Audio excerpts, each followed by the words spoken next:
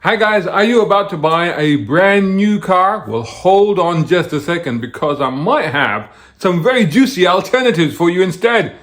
Don't just think new, think used, but better. What am I talking about? I'll tell you right after this. A brown car guy.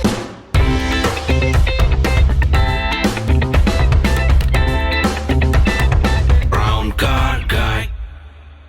Hi guys, so the market is picking up. So the market is stabilizing. We've had a couple of years of absolute flux, if you like, in the new and used car market. It's been all over the place. Cars just haven't been available. For a lot of the cases in terms of brand new cars, the waiting list in some cases, when we were at the height of these problems, they stretched into like a year and a half, 2 years in some cases, and new cars were commanding an absolute premium as soon as they hit the used market. That has started to settle down now. Supplies have started to return to normal. That obviously has a knock-on effect on used cars as well. There is a little bit of a problem with used cars. I've covered this in previous videos. You can check out my channel and see some of those other videos. But for example, things that have happened is that there's, for example, now a gap in the market because of that period where we didn't have any new cars coming into the market. 3 years on, those cars with the used market, apparently there's a huge shortfall. So that's going to hit us very soon. So again, the prices of used cars is going to stay relatively, I wouldn't say high, but relatively where they are rather than receding right down to where they should be, if you like, put it that way. But having said that, there are still bargains to be had out there, for sure. Definitely. There are cars out there to buy. They are available. And what was interesting was that I was looking at a list of the top selling cars in the UK recently. And brand new, of course. So I was looking at the list and I was like, well, what would be the alternatives? If you looked at that car, if you looked at what those cars were, if you looked at how much people were paying for those cars new, then what could they get instead, which would kind of fit the same sort of needs and requirements? Well, here's what I found. So let's look at, for example, in top place in the UK in terms of car sales is the Ford Puma. And in second place is the Nissan Qashqai. Now I'll mention those two together, the first and second place cars. The reason being is because they're both crossovers. They're compact SUVs, they're crossovers, and they're about the same kind of price. You're looking at about 25 to 27,000 pounds entry level pricing to get into those cars. So that's where you are with pricing. So I thought, well, what about, if you wanted something a little bit more posh, a little bit more stylish, maybe a little bit more better equipped, what could you get for the same sort of money? Well, I found a couple of great examples. There is the very obvious choice. I'll start with that first, which is, if you're going to go luxury, you want a Mercedes. So check this out. There's actually quite a few of these around actually at this price level. Mercedes GLA class. So this one is a 2019. So they're around 2019, 2020, you can get them. This one here is a 2-liter premium plus spec with 7-speed automatic. That's a dual clutch automatic. 5-door. Of course, it's Euro compliant. It's petrol car. So, and this can be yours for £25,997. So that's basically a 4-year-old car if it's been looked after, if it's got a history and stuff like that. These are the things you've got to check. I haven't checked with these cars that I'm highlighting, but if you're going to look for these cars, this is the sort of stuff you would want to check. So just quickly run through those tips. On a relatively new car, make sure that it's got full service history, make sure that it's got some warranty left, make sure the warranty is still valid, try to make sure that it's been looked after, and see if the dealer, if it's coming through a dealer, it's even better because then you've got some backup in case, the car is not what it should be. Make sure to conduct all the usual checks, the HPI checks and the checks to make sure that it hasn't been written off or stolen or anything like that. So with those provisos in place, this is the sort of checks that you should do for yourself for these cars. Talking about the cost of buying the cars, obviously if it's through a dealer, most of those are offering you finance plans as well, normally on a monthly basis as well, similar to what you would do for a new car. So it's not actually that different. So instead of buying a Puma or a Qashqai, you can have a fancy Mercedes parked in your driveway. Or if not a Mercedes, how about this, the Jaguar E-Pace. This is also a 2019 model. This was up for £25,499, so £25,500. This is a 2-liter P200R dynamic all-wheel drive automatic. So I actually ran one of these for a few months, way back when they first came out. I really liked them. I thought they were great, fun little car. Actually, quite good handling as well. So I'd actually really recommend the E-Pace. I think that was a really good car. So that's definitely one to look at. So let's move on. That was first and second place. We had Ford Puma and we had the Nissan Qashqai. In third place, we moved to city cars. There's not a lot of city cars around at the moment. The Ford Fiesta is still snuck in, I think, at number 10, but that's obviously phased out now. And city cars are really struggling because of the smaller profit margins in those cars. So manufacturers are really struggling to put those out there. And a number of other issues regarding the overall average level of emissions of their range and stuff like that. And the small cars are somehow causing them more problems than they're worth. So anyway, and like I said, because they don't make as much money, they're like, well. So anyway, but there are small cars. Vauxhall Corsa is the number 3 best-selling car in the UK. Price for that around 18k. Not exactly cheap, for a city car, but 18k is what we're talking about. But a Vauxhall Corsa, I mean, okay, but wouldn't you rather have? And I think this is the ultimate urban runaround, a mini hatchback, a new mini, sure, why not, new mini hatchback, and a Cooper S at that. This is one I found. This is a good looking thing. This is a 2020 model. This is £18,000. This is an automatic. I'd have it as a manual, but it comes with leather. So that, I mean, you'd be rocking it around in that thing, right? Or would you really rather have a Corsa? Or if you wanted something sporty, how about an Audi TT? And these are being phased out. So these are going to start to become valuable now because this is it, for the Audi TT. But well, what a cool little sports car. And of course, I'm thinking that if you're going for a small car, then you don't necessarily need a lot of practicality. You just need something small. And an Audi TT is really not that big. It's quite compact and it's not really bad as a city car. Plus you've got the style of a German coupe. So there we go, Audi TT. That one was 18 grand, but also for 18 grand, also a German coupe, this BMW 2 Series. And being a BMW fan myself, I definitely have to advocate this. This is an M Sport, it's a 218, 2019 model. Hey, and there's quite a few of these coupes around at that sort of price level. I saw the Audi TT. To be fair, there weren't that many, but you could find them. Minis, there were quite a few. BMW 2 Series, there were actually quite a few. There was the 1 Series as well. Not really a fan of the 1 Series. If you're gonna buy a 1 Series, might as well buy just buy a Mini. But BMW 2 Series, yeah, I think so. Because the BMW 2 Series for me is sort of the modern, in terms of its size and its footprint, spiritual successor to the E30 that I've got.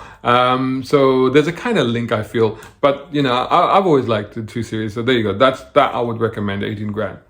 Number 4. So we've had, first was the Ford Puma, second was the Nissan Qashqai, third was the Vauxhall Corsa. What's in fourth place? It is, in fact, an electric car. It is the Tesla Model Y. This is actually, in fact, here it's number 4, but globally this has become the bestseller this year, surpassing the Toyota Corolla. I'll come back to that in a minute. Well, actually, you know what? I think I'm going to do a separate video on EVs and EV sales. So that's a whole different story. I'll talk about that in another video. Let's stick with this, what we're talking about here. Tesla Model Y. That's number 4th bestseller in the UK. You'd pay about 45, or at least 45k to get into a new one of those. Yeah, so that opens it up. And remember, we were talking about what luxury cars could you get for the same money. Well, oh my gosh, there's quite a few options here. The Land Rover, or rather I should say the Range Rover Sport, and not just any Range Rover Sport, but the SVR, the 5-liter V8 beast of a thing. This thing, I remember I reviewed this car. I absolutely adored it. It was monstrous and it was brilliant. And you can have one from 2016 for 45 grand. This could be yours. Now, the only thing I will say is to doubly make sure that you get warranty with it, that it's been well maintained, it's been looked after, because they do have problems. They do, I mean, let's be honest. So you got to make sure you get a good one, make sure that it's been looked after, and try and minimize any headaches that you might get in the future. But any headaches you will get with this car should well be more than compensated by the huge grins you get every time you start this up and hit that throttle. And if you like a bit of power, then oh my gosh, and again, we're talking luxury, we're talking performance, we're talking BMW M5. Yep, a 2018 M5 4.4 liter V8 competition saloon. This one, Steptronic, 600 plus brake horsepower on this car, 45k. Wow. I mean, you can keep your Tesla. I'm having one of those. But if it's real luxury you want to go for, if you want to like, you know what, I really want to make a statement. I really want to be riding in the lap of luxury. For 45 grand, you can, because you can have a Bentley Flying Spur. And I kid you not, because there was actually quite a few of these available for that sort of money. 43,990 this one, 2015. 4-liter V8 saloon, obviously, and as plush as you like, as stylish as you like, and as classy as you like. It's a Bentley. Come on, can you go wrong? So Tesla Model Y or Bentley? Of course, there'll be some of you out there that are going, look, the whole reason that I want a Tesla Model Y is because it's electric. And none of the cars that I've suggested are electric. In fact, many of them are quite the opposite. Two of them at least. Well, actually, all of them are all V8s that I've suggested. So is there a suggestion that's actually, yes, there is. There is actually a very, very good suggestion. We go back, we fall back on our good old premium brand, Mercedes-Benz, because you could get yourself an EQC. An EQC 400 4MATIC AMG line 2021. It's not even that old. Well, that's you know, and here's the thing. Here's the thing to remember. EV prices, EV values have dropped significantly, more so than ICE by ICE, I mean internal combustion engine, traditional engine cars. They've dropped more so. So there are some very keen used prices on some relatively new and well-spec'd EVs. And this is an example, 44,495 for this EQC, Mercedes EQC, electric of course. So check that out. That's well worth a look instead of your Tesla Model Y. Let's move to number 5 in our top 5 cars, new cars that are sold in the UK. And that actually, can you guess? Can you guess? I'll give you a moment. Can you guess what that might be? The 5th biggest selling car in the UK. I just want to say something first. I had somebody commenting on this YouTube channel, and hopefully that person might be watching this. And they said the last time they drove a Korean car was in, I think they said 1998. And they said, never again. It was horrible. And you know what? I agree. You know, in the 90s, they weren't very good. Let's be absolutely honest, you know. But today, oh my God, Hyundai, Kia, and now, of course, things like Genesis. I mean, they're just extraordinarily good now. I mean, you really, you know, there's no reason not to have one. And I think a lot of people agree with that sentiment, because number 5 on the list is in fact the Kia Sportage. Absolutely brilliant car. £28,000 for that one, but it's an SUV. So we're now firmly in SUV territory. So what would you get if you wanted an SUV and you had 28k and you wanted something that was a bit more luxurious, a bit more, had a bit more presence than the Kia Sportage?